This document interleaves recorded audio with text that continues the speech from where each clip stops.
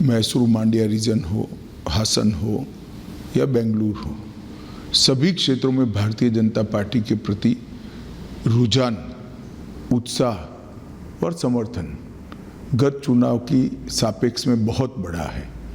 एक बहुत बड़ा उत्साह डबल इंजन की सरकार बनाने के लिए वहाँ दिखाई पड़ता है। मोदी जी की लोकप्रियता अमाप और अपार है और ये सीधी वोट में कन्वर्ट हो रही है। ये स्पष्ट रूप से दिखाई पड़ता है कि हम पूर्ण बहुमत के साथ भारतीय जनता पार्टी वहाँ सरकार बनाएगी। इस बार जो आपकी पार्टी ने टिकट्स दिए हैं उसमें खास करके युवाओं को मौका दिया गया है, नए लोगों को, बहुत सारे लोगों को मौका दिया गया है। ये किसके तहत, मतलब क्या सोच रही है? भारतीय जनता पार्टी हर बार बदलाव करती है, इस बार भी किए हैं और स्वाभाविक है युवाओं को मौका देना भारतीय जनता पार्टी का हमेशा से एक चलन रहा है और इस बार हमने जरा विशेष ध्यान दिया है। अगर हम बात करें चुनाव प्रचार की तो हमने देखा है कि प्रचार प्रसार दोनों तरफ से हुआ गया, पर जिस तरह की भाषा का प्रयोग किया गया अमित भाई, जिस तरह की लैंग्वेज का प्रयोग है, जिस तरह से स्तर गिरता जा रहा लगातार चुनाव प्रसार का, उसको आप किस तरह से देखते हैं? देखिए, मैं तो मानता हूं कि ऐसा नहीं करना चाहिए और कांग्रेस ने जब भी मोदी जी के खिलाफ इस तरह की विषैली भाषा का उपयोग किया है उनको मुंह की खानी पड़ी है। इस बार कर्नाटक के अंदर भी इनको कर्नाटक की जनता जवाब देगी। एक जो सबसे अहम मुद्दा जो कर्नाटक में उभर के आया है वो है रिजर्वेशन का मामला। जिस तरह की बातें कांग्रेस के द्वारा किया गया है, उन्होंने कहा कि 75% हम बढ़ा देंगे रिजर्वेशन।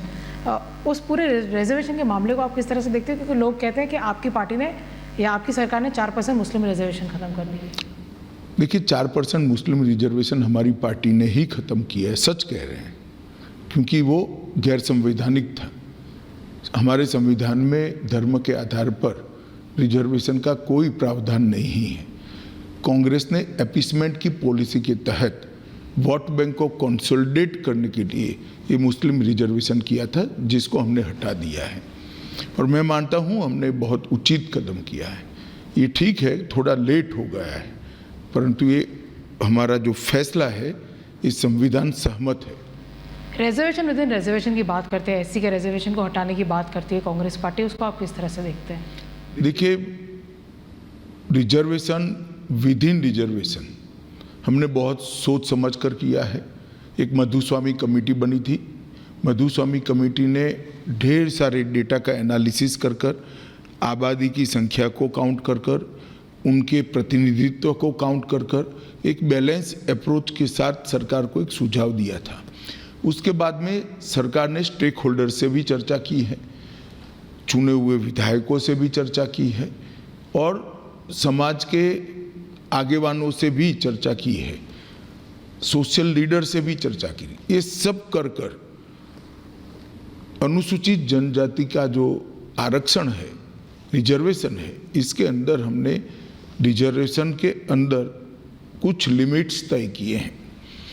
तो रिजर्वेशन विद इन रिजर्वेशन है वो कांग्रेस हटाना चाहती है, मगर मैं आज आपके माध्यम से बड़ा स्पष्ट कर देता हूं कि एससी में रिजर्वेशन में जो रिजर्वेशन है वो नहीं हटेगा और जो हमने तय किया है राइट के लिए, लेफ्ट के लिए और अन्य एससी के समाजों के लिए, वो जस का तस रहेगा, इसमें कोई परिवर्तन नहीं। पर जो सीतारामैया है, जो फॉर्मर चीफ मिनिस्टर रह चुके हैं, अगर वो कहते हैं कि 75% तक रिजर्वेशन हमारी पार्टी बढ़ाएगी, तमिलनाडु में भी हमने देखा कि मैक्सिमम 69% तक हो पाया। आपको भी मालूम है, उनको भी मालूम है, तमिलनाडु का रिजर्वेशन जो मैक्सिमम है वो सुप्रीम कोर्ट के जजमेंट आने के पहले का है और सुप्रीम कोर्ट के जजमेंट को उसको पर्याप्त बहस करने के बाद अपने जजमेंट के दायरे से बाहर रखा है।